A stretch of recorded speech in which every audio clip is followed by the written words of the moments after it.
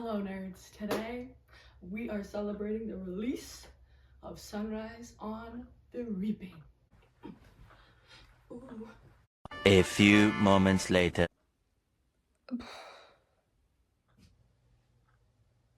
It's 9:15 right now. If I'm to be at the bookstore for 10 a.m. and it takes 15 minutes to drive there, I need to be ready in the next 30 minutes, which is kind of pushing it for me because I'm slow.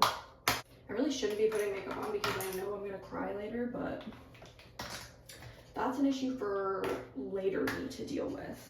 My excitement over these books has caused me to have some very strange dreams the last couple weeks. Let me tell you what I dreamt last night because it was a little bit insane. Me and my boyfriend were going to the bookstore to get Sunrise on the Reaping, and we get the book and then we get home, and somehow when we get home to my house, it's suddenly 2026 and the movie is premiering, and it's not premiering in the theaters, it's premiering in my living room, obviously. It opens as a Broadway musical. It's 17-year-old Coriolanus Snow and Lucy Gray, and they're dancing in this random alley.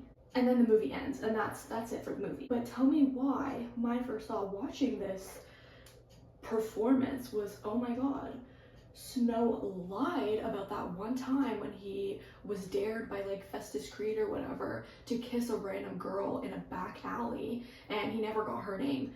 He did get her name, it was Lucy Gray, hello.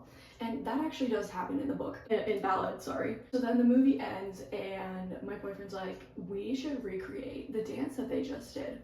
The dance that they were doing was not really a dance, it was more like figure skating, like partner figure skating. Basically, my boyfriend grabs my hands and then I'm like, heads up here, my arms are up here and he's holding them, and then my feet are like on the floor, right? I'm at a diagonal. And then he just spins in a circle like this, and I'm just like flying around and around and around. And then he goes, you know what would make this more fun? If you put a blindfold on and you don't know like where you are while you're spinning. And so then he makes me a blindfold out of gum wrappers. And then my mom comes downstairs and she's like to my boyfriend, hey, it's 2 a.m. Have you gone to go pick up our family friends yet? Because you're supposed to do that. And he's like, oh my gosh, no, I completely forgot. Let me just message them. For some reason, he was supposed to pick up our family friends at their house and then drop them back off at their house. And then that was the end of the dream. I woke up after that. And now we're here. I've been having a couple other weird dreams. I don't really fully remember all of them, so I'll tell you the only other one that I fully remember. So all of the tributes were living in a trailer park, and I was living there too. I don't know if I was one of the tributes or if I was just like overseeing things, who knows. And so the trailer park was inside of a school bus. And we were taking a little field trip, you could say, to the Quarter Quell Arena, where we're gonna get to like see how it looks and figure out strategy for how we might win this thing. But when we get there, the weird thing was that it was already staged with capital actors who were all dressed like us, reenacting what happened in the Quarter Quell. And we were like, what is going on? We haven't even competed yet. And that was the dream. And Hamish was there, and he was really sassy and funny. Okay, this is my outfit of the day. I obviously am wearing my Katniss shirt today, but because I don't want to be perceived as a little freak in the bookstore, I have this hoodie to cover up my Katniss shirt. But I still have her with me, so it's okay. And I will be bringing my hanging tree tote bag. Can you see this? Look at that. My boyfriend got this for me, and it's literally the perfect gift in the entire universe, and I've been saving it for this day. I'm so excited to christen it with Sunrise on the Reaping. Hello. Let's go. It is currently 9:44. I'm on time for once. Let's do this thing.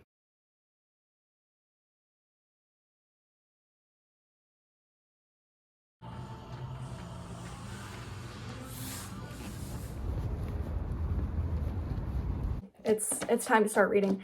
I have my, oh my god, my Real or Not Real Peta Dandelion bookmark that we're going to be using.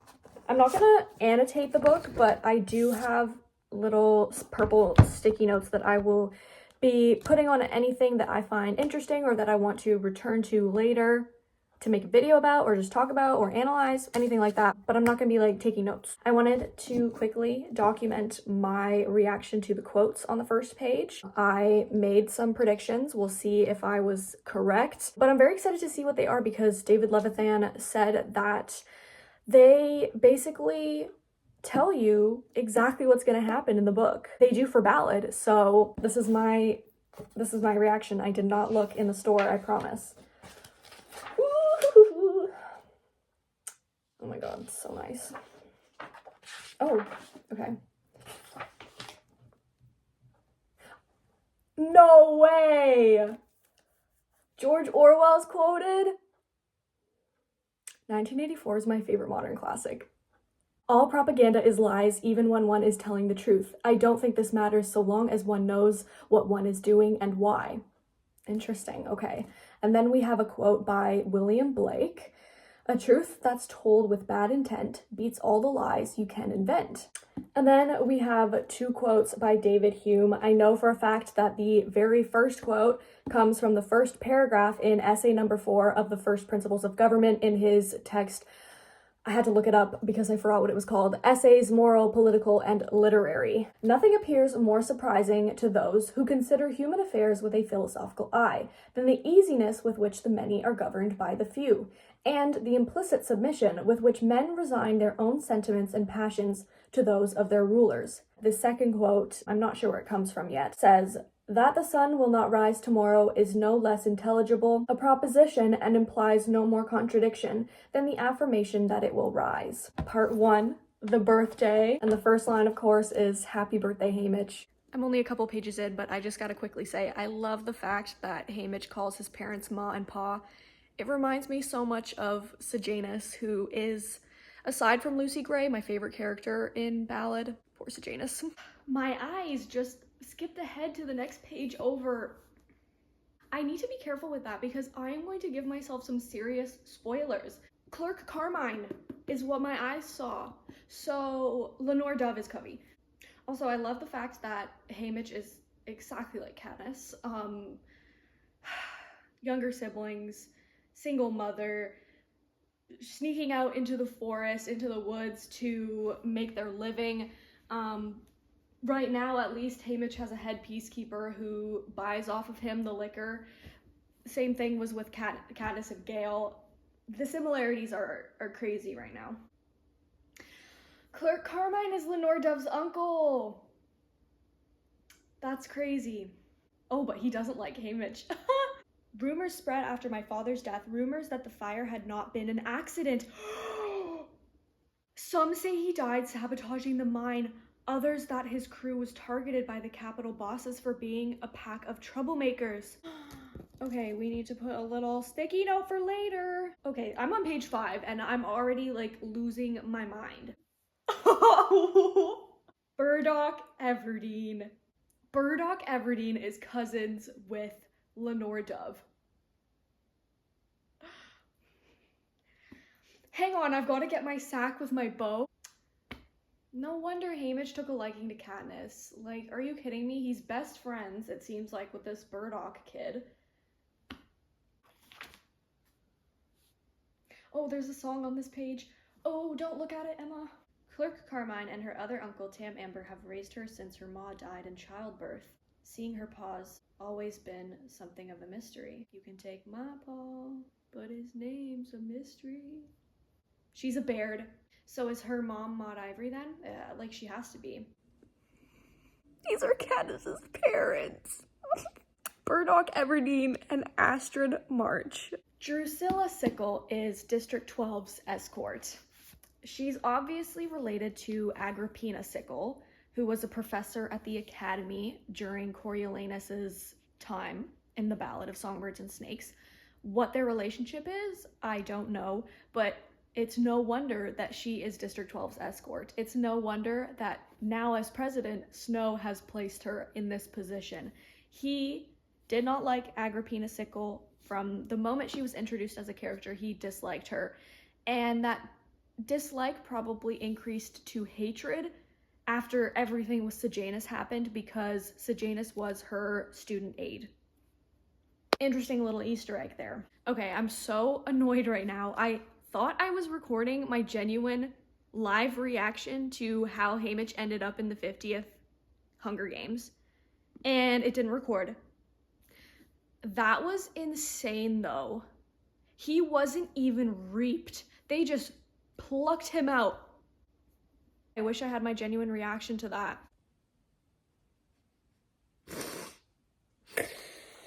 This is not okay. I'm only on chapter 3. I just had the realization 10 pages later that Woodbine Chance, the boy who was reaped and then shot after trying to run away, is probably related to Arlo Chance, the man who was hung at the hanging tree in Ballad. And Haymitch says, if the Abernathys give off a whiff of sedition, the Chances reek of it, and they've lost more family members to the rope than I can keep track of. The rope is the rope used at the hanging tree. The reapings are rigged. I've believed this theory for years, and I've posted about it with evidence from the other books, and still people will bully me and tell me that I'm stupid. I practically got bullied off TikTok for saying I thought they were rigged. This is your proof, guys. I deserve a formal apology. Okay, I've just finished chapter 5. That was definitely a turn of events. I was not expecting Luella to die. I need to put this book down for a minute. My heart can only handle so much. It's really nice out, so I'm gonna go for a walk. I can feel my back getting really sore sitting here for so long. It's been like 3.5 hours, and I don't want it to seize up, so I need to get moving.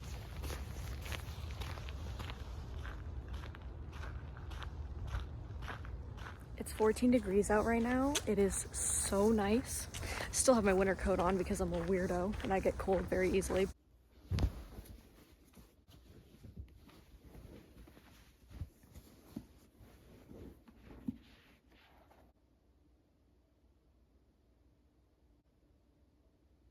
I knew Haymitch did something far more rebellious than just use the force field to his advantage.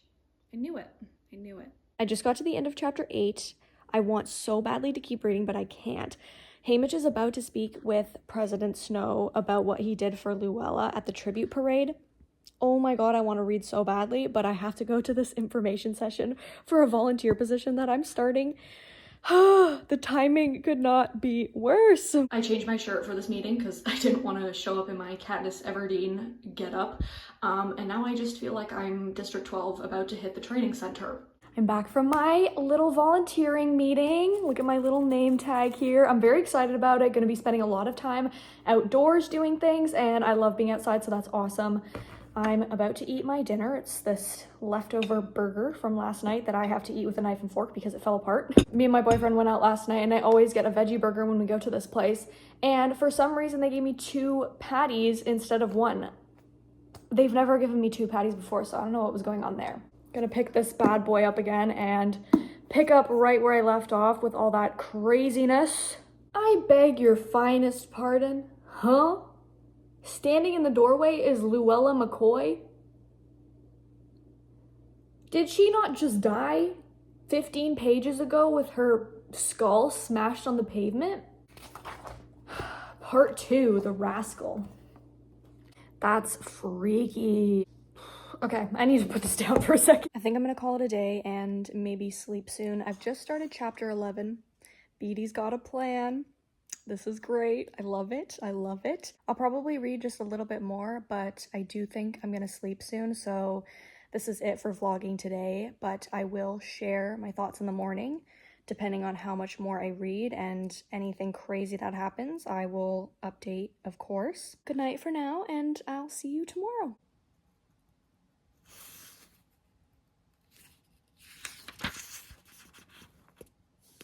Good morning! I'm so excited to get back to reading. I can't wait, but I do have plans with a friend right now. I'm going to catch up with one of my best friends and go for a little walk. It is so nice outside right now. It feels like spring is in the air, which is crazy because there's still snow on the ground. And then I can finally sit down and read, and I will most likely finish the book today, I think. It's crazy. So last night I read about 50 or so pages, and we got introduced to Effie, who is Proserpina's sister. I can't believe she's in this. Like, what else happened? Oh yeah, Plutarch arranged the phone call between Lenore Dove and Haymitch. They love each other so much. Like, Haymitch is such a lover boy. He's so PETA-coded. I'm feeling so confused as to how the games are gonna go down. Like, what we know from Catching Fire in the Cortical recap is so different from what is being planned right now to break the arena. Like, what is going to happen? Are we going to see him and Ampert together in the arena, or does something go wrong? I have no idea what is going to happen.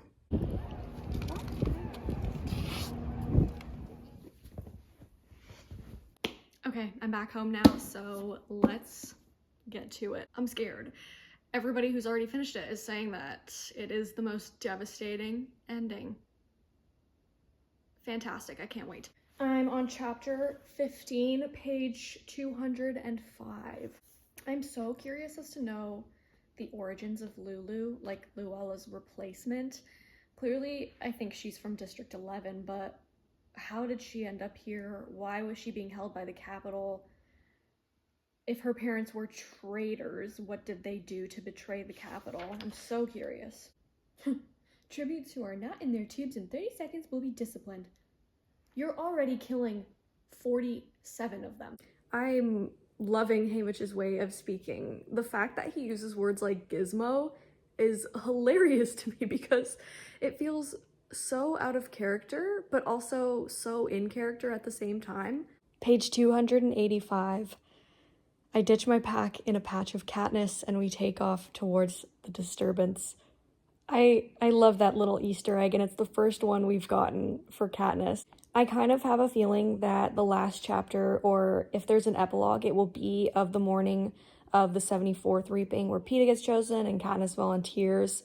I'm really hoping that that's the case, but even if it's not, I'm happy with this one singular Easter egg. Also, I love that Haymitch doesn't seem to really know that much about the natural world, but he immediately picks up on this patch of Katniss, and that's probably because of Lenore Dove. Reading this book, a lot of my theories have been coming true, and I think I'm about to see another one come to fruition. A couple weeks ago when I was reading Catching Fire to prep for Sunrise on the Reaping, I started to question Maisie's death because something about it seemed super suspicious. It was weird that the pink birds with the really long beaks only attacked her and not Haymitch, even though he was in the vicinity.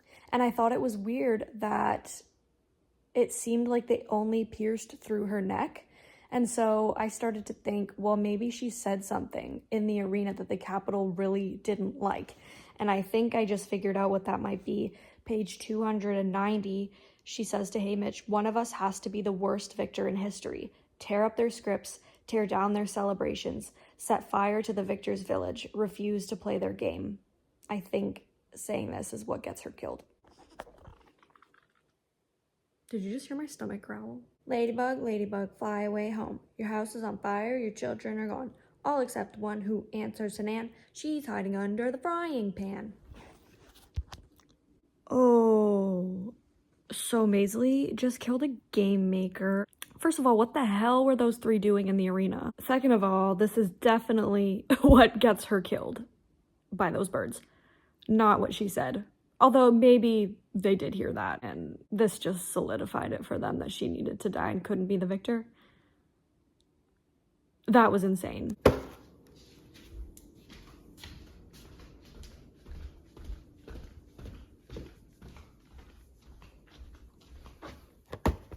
The camera pulls back slowly as they carry me away, for the first time revealing the arena as a whole. It looks like a giant eye. The cornucopia marks the pupil. The wide circle of spring green meadow makes up the iris. On either side, the dark green of the forest and mountain terrain narrow to points forming the whites of the eye. Well, the symbolism has been lost on no one. Even the little kids in the scene know the capital powers are watching us.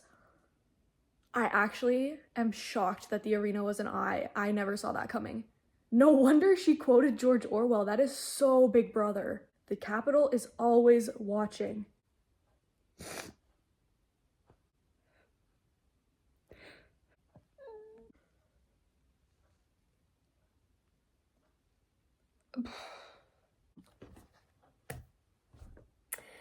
Last night, finishing Sunrise on the Reaping was an experience for sure. That was painful to read. Holy cow. Painful, but it was also just perfect. The epilogue was everything I could have asked for and more. It was beautiful. I was just blown away overall by this entire book. I thought it was so well done and completely blew me away. Not at all what I was expecting, especially with the whole plot to break the arena, but it makes so much sense. And I love that this book really just filled in all of the blanks and questions that I had between the original trilogy and Ballad. This book really was the missing piece that we needed. Speaking of missing pieces, because there was so many blanks, I developed many a theory over the years, and I had some very specific ones for Sunrise on the Reaping, and to be honest, so many of them came true. Like, I was blown away by how good my prediction skills were. Let me tell you what they were now. So, one theory was that Sunrise would shed light on how the reapings work. Rigged reapings is now confirmed to be canon. Another one was that we would get deeper insight into the rebel movement, which kind of happens a lot behind the scenes in the original trilogy. Katniss, being the face of it, doesn't get to see much more than what she's told by Coin or Plutarch. She doesn't get to really interact with any of the rebels. So I really liked in Sunrise the inclusion of Plutarch's character, the plot to break the arena, of course. I think it just showed just how long the rebels were actually planning before Katniss actually became the Mockingjay and the revolution succeeded. Okay, what else have we got here?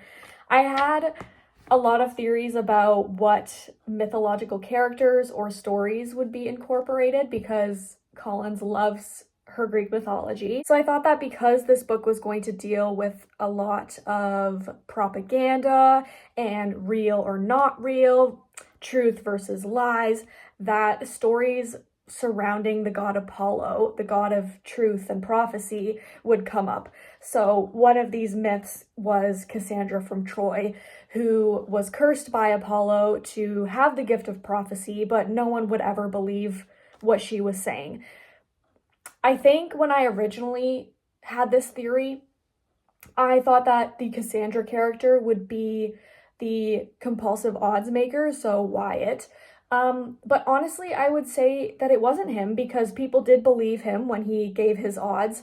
I would actually say that it was Haymitch himself. Haymitch knows the truth of what happened in the Court of Quell Arena. He's one of the very few people that actually knows the truth, aside from maybe like Plutarch or any other rebels that we're unaware of. Even if it was safe for him to share the truth, no one would believe what he said because of the altered footage in the Court of Quell recap. So in a way, that kind of makes him like a Cassandra character. Another one was the battle between Apollo and Python. Python was this like giant snake monster. And for me, Apollo would be Haymitch and Python would be President Snow. He's such a snake. And they do kind of have like this miniature battle between them, especially with the whole milk scene where President Snow has just poisoned someone and he's ingested the poison, so now he's sick and he asks Haymitch to get him his milk and Haymitch drinks the milk and President Snow sends him the exact same bottle of milk